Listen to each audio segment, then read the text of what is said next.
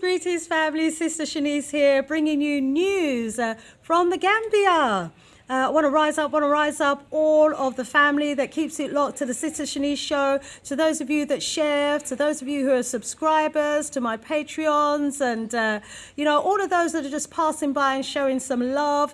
I want to thank you so much, and certainly hope that you continue to feel absolutely blacktastic and blacknificent. Yeah, man. So wishing you all the best in everything that you do. May you continue to rise up. God, that we want to as a family. Okay, well, today I've got another interesting story for you, family. Today I am going to be bringing you some news from the Gambia. It's the story of young Remel, who is a UK born citizen of African origin, and he came to the Gambia with his father on what he thought was going to be a 3-week vacation, but actually turned out to be quite a roller coaster of an experience. His experience included having to give a blood transfusion to his father, to flight after flight being cancelled by Air Morocco, to being asked what colour he was before being offered a service. Also, being ignored by the British Embassy, being ignored by his MP back in the UK in his efforts to try and get a return flight home. And it wasn't until a white friend of his intervened that anyone started paying some attention to him. What a story. Family, you've got to listen to this. He even ended up being tested positive for COVID, having to be quarantined in a COVID hotel that had a COVID party. I mean, this is such a story. Take a listen to it from Remel himself. And basically, we came over here for a 3 weeks holiday. And what happened was that Remel of Airlines kept cancelling our flights. And they cancelled our flights about 3 or 4 times.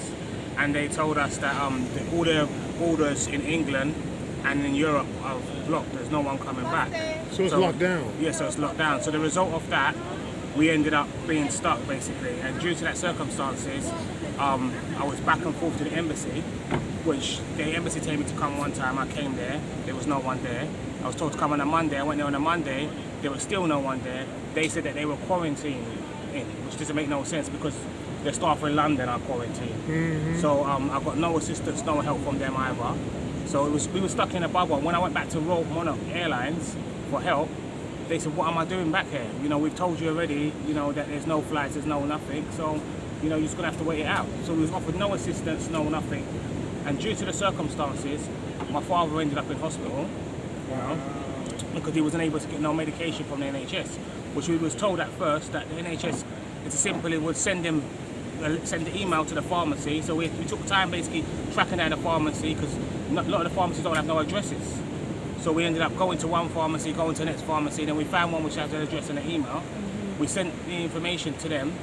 They didn't want to respond to us basically. So due to that circumstances, it ended up basically my father running out of breath, ended up in hospital. He was there for 3 to 4 days. I had to give him a blood transfusion because they never had his blood type there and all that. That's what I was told at the time. Then the next day, I went there and they were saying they're going to operate on him, give him a blood transfusion, which made no sense because they told me that they never had no thing. They said then due to that, he ended up waking up, blood all over the room, blood all over the curtains. They said it was a clot in the thing.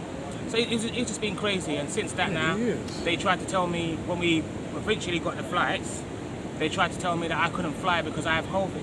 Wow. So I said to them, if I have COVID, how come I've got no symptoms, I've got no cold, I've got nothing?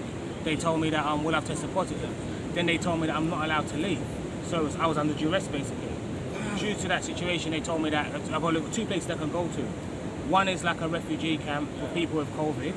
And Here in the Gambia. Here in the Gambia, yeah. And that will be 50 people to a room. Whoa. You know, or 50, the hotel. 50 COVID people. So. Exactly. So I was saying I've got no symptoms, so I don't want to go there. Yeah. Then my dad said, "Don't worry, son, I'm going to go back to England." And I was like, "Huh? You're going to leave me?" And then he said to me, "Logically, we've run out of money. We've been here much longer than we're supposed to be, because we're only supposed to be here for 3 weeks.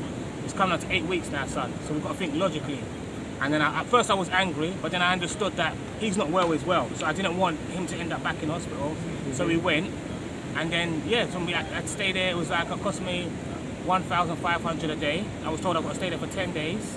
You took the hotel option. Yeah, didn't I you? definitely took the hotel Yeah, option. Yeah. Good deal. Then due to that now, when I got there, before I got there, they told me that if I choose the hotel option, it would be a situation of where they would be able to, I'll be able to get treatment. So I said, what treatment? Because you can't get treatment for COVID. They said, well, it's a treatment centre, so you would get all what you need. So I said, okay.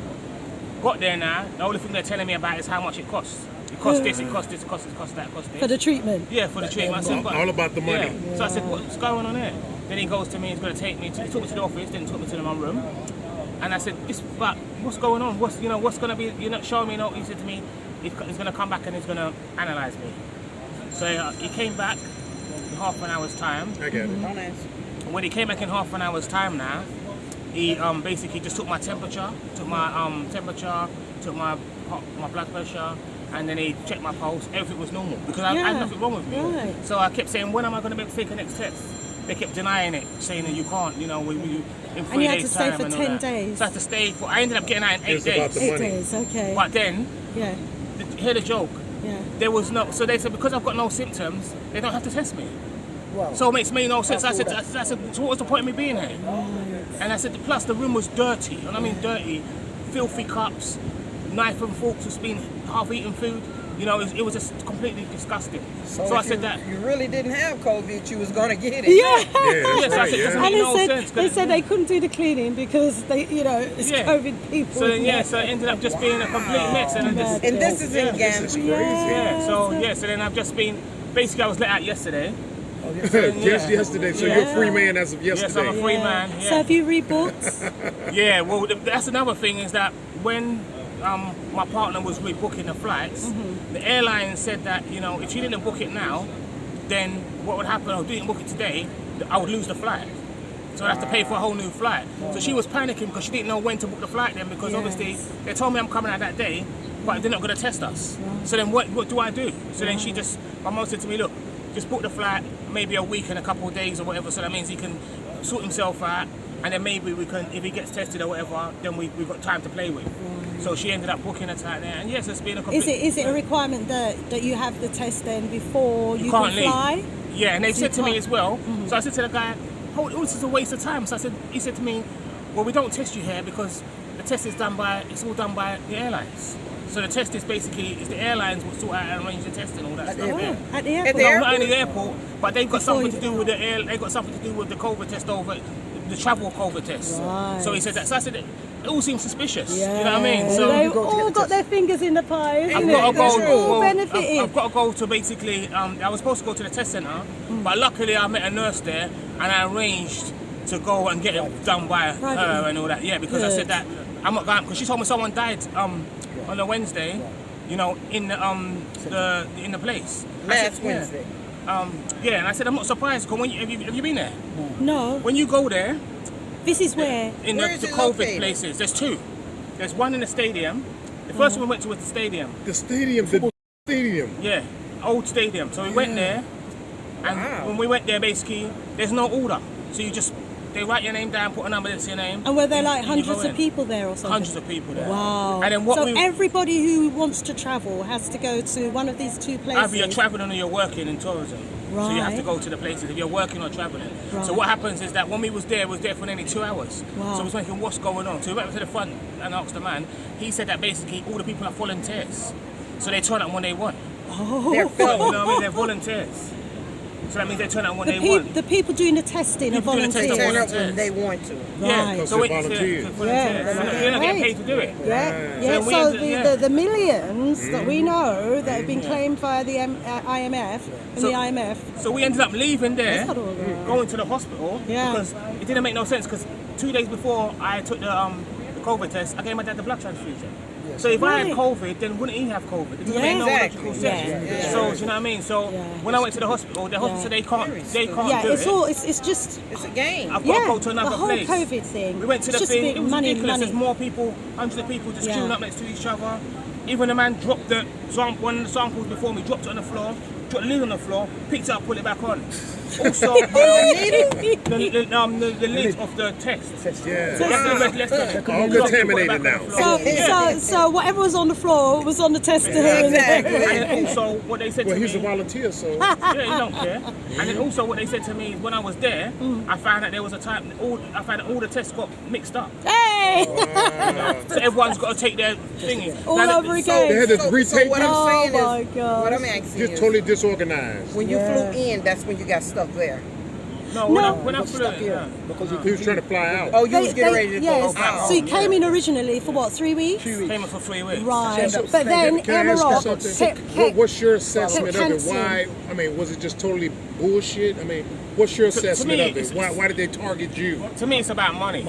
Do you know what I mean? The whole situation's about money. So Yeah. I believe Probably that. wanted Just you like to in the pay UK. whoever was giving you You know, that in the test. UK, they've got a red list now in the UK, and if the country that you're coming into the UK from is on that red list, You can't come back here. Yeah, you have to isolate yourself in one of their selected hotels at the cost of £1,700. And what's out that, of your a night? pockets. No, not for the 10 days or so. 1,700 and odd, and that excludes the transportation fees and all these other costs. What if you don't have that? Right, They take right. they'll take out your wages. That's what they would What do. if you're not working? Yeah, well then they'll Come on, you take don't. out your benefit. Yeah. But they're They'll gonna take take some. your what? If you're not money. working, they'll take your what? Out of They'll take out your Yeah. Your benefit. You're, benefits. you're like stimulus or something. Yeah. The thing is, what annoys me the most is that So they're collecting, they're giving you money, and they're finding a way to take it back. what Yes. annoys me the most is that I've got a friend. His name's Ian. Right? Ian, when we tried to contact the embassy, we got no help. Ian is white. Yeah. Ian contacted the embassy. When he contacted the embassy, 15 minutes they phoned me. I mean, not the embassy, sorry, the MPs. They phoned me. The Lewisham MP phoned Right. me.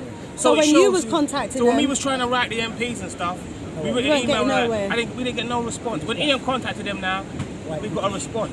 And then on top Because of he's a that, white British. and what This is happened the as well? UKKK. What happened as well was when Ian contacted them, because Ian contacted them and he contacted the papers. Even the papers, I told the papers that I don't want them to put in the story until they hear it from me. Because Yeah. you're getting the story from my friend's perspective, not from my perspective.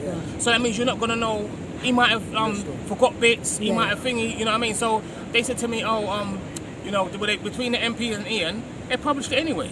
Oh. And then when they published the title, We saw it. yeah, You sent it was the title on the front page on the South London Press was "Stuck in Africa, get me out of here." You know, which, Oh, they put you on there. yeah, a picture of me. But then On the the thing front is, page. When he's dead. but the thing is, I said to them, it's nothing to do with Africa. It's to do with the airlines. Yeah. So then that's the, yeah, It made it seem like it was yeah, so out. don't try to talk Put it on about Africa. Yeah. and as well, if Ian didn't contact them as well, another thing is because the MPs contacted the embassy. From the MPs contacted the embassy, the MPs been phoning me every 3 days. Right. But before that, I was getting no love. So it shows you the power, you know, of that, how powerful it is about being connected. And one thing I'll say about being in Gambia, every single day I've been there and I've been in that place, people have bought me food. People, and that's local Gambians. Yeah. Bought me food from its pepper soup Yes. to mangoes, oranges, whatever, you know what I mean, and made sure that I've been okay. So I've therefore felt the love, and that's why I think it's important that we have to understand the power of working together. Yes. Because, you know what I mean, Yes. these people have very little, but at the same time, I was in a so much. situation and they came to help me. Yes. You know what I mean? So that's what they should be publishing in the paper. Yes. You know what I They mean? didn't. Yeah. Gambian Yeah. love. Try to make The it seem support like that it you was got bad. while you were there. But they did say that Yeah. when I come back, they're going to publish my side of the story. Who did you contact? Who was asking about what colour are you? My cousin in England, Yes. when he told he was asking about basically what, you know, the situation, why are we stuck here, blah blah blah. So when he contacted Royal Monarch Airlines, Yeah. and told him about our situation, Yeah. they asked what colour he was.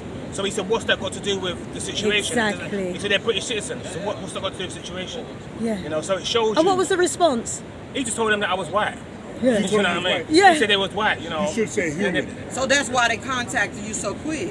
Since you so they said was- white. So it's the whole thing is crazy, you know. Yeah. Had you said black, they probably wouldn't have contacted. But it shows you that no, real money ain't contacted nothing. And I met some other people from England. Yeah. They said that Royal Monarch said that, you know, they chose the refund. I never chose the refund because they said that the refund could take up to anything to 8 months to a year to get.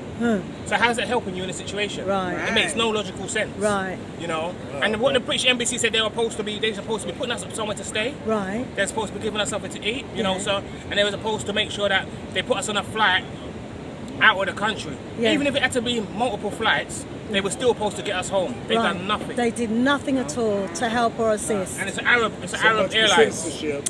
It's Arab Airlines, which is run by rich friends. You see?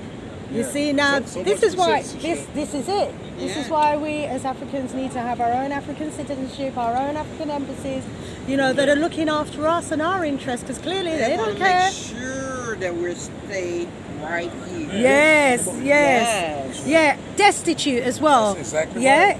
They don't want us here enjoying ourselves, because all those who want to leave and come, yeah, are being locked down in the UK. The British Embassy, they said it's 40 cases in Gambia. Okay. And then apparently the English papers and all that are saying there's over 2,000 or something cases. So you see the difference. Here in the Gambia. Yeah. So you Of see the difference. 2,000. Yeah, but then yeah. it's, to me it's false positives, because if you're doing what you've done to me, remember I would go down as a case. Yes. You know. Yeah, you know. will. Yeah. So and to me as well, why I could say to the man, why did you deny me from having a test if the test is free? I Yeah. asked you several times, can Yeah. I have a test? Yeah. And all you could And say they to me, wouldn't give it. all you Yeah. say in the end is sorry. That's what you said to me, but you lied to me. First you told me I could have a test in 3 days' time, Yeah. and the test never came. You said you've got no symptoms, so why are we going to test you? But why am I here? Yes. You know? No sense at all, does it? It just adds to the whole hypocrisy about the whole thing. But yeah, it's good to see you out now. yeah, It was thank like a prison sentence, wasn't it? Oh my gosh, it's like a prison sentence. But Did you see how dirty the place was? I saw the videos that you sent me. I'll put the snippets of the videos in here. Wow. But well done now. You can enjoy the next week before you get your flight home. Yeah, no, yeah, thank and be you. back with your family and work. Wallo, wallo. If So, you want to go, Errol, you know wanna make Remel's sure dad. that- So what did Remel's dad say to You you want to make about sure your bringing Remel? experience is as unpleasant as possible. Yeah. Remel's dad said to me Who the hell that are he wants to you? bring his children out here to experience Africa. And he wants to bring Remel so he can see how Africa is and how beautiful it is. And it's a good experience because they all want to go to Spain, Portugal, Dubai, France, you know. And he said, let him come to Africa to experience it. And this is the experience he's experienced. Thanks to Air Morocco. Thanks to Air Morocco, you know. And if he was a white person, he would not be treated this way. Right. No Air way. Morocco plus Yeah, racism. and when you look at it properly, he was not sick. His dad, who he gave a blood transfusion to, if he was sick, he couldn't give his dad a blood transfusion. Right. Was allowed to go home, but Yes. he was arrested and put into a centre. Because he had it, supposedly. And Yes. supposedly, and he didn't have Yes, nothing. right. You know? And then that's the situation. It's terrible. And then when he got in touch with the embassy, they asked what colour he was, and they wouldn't no, it help was him. Air Morocco. When he got in touch with Air Morocco. When he got in touch with Air Morocco, they asked him what colour he was. Well, he only got in touch with him because of the white guy. Yes. And he only got anywhere because his friend was white. Yes. And that's so crazy. there's so what we experience in life and That's in the blatant. UK and in the world is Yeah. there's one law for whites Right. and one law for blacks. We Clearly. knew this already, but now we're clearly experiencing it. And I thought this would have died out in my generation. But unfortunately, it will never die out because racism is a curse and a germs and a virus. To what extent were they actually sticking to like the COVID restrictions at this so-called hotel where you were staying? There was no, basically they had a party there, so there's no restriction, and people from the public was allowed in the hotel, and they For were the having party? a party. Right, Yes. roughly how many people were there at this party? One or two? Nah, there was about, I would say like about maybe 100. Wow. They were partying on the beach, in the hotel, do you know what I mean? And we was allowed, which made no sense, we was allowed to go on the beach and mingle.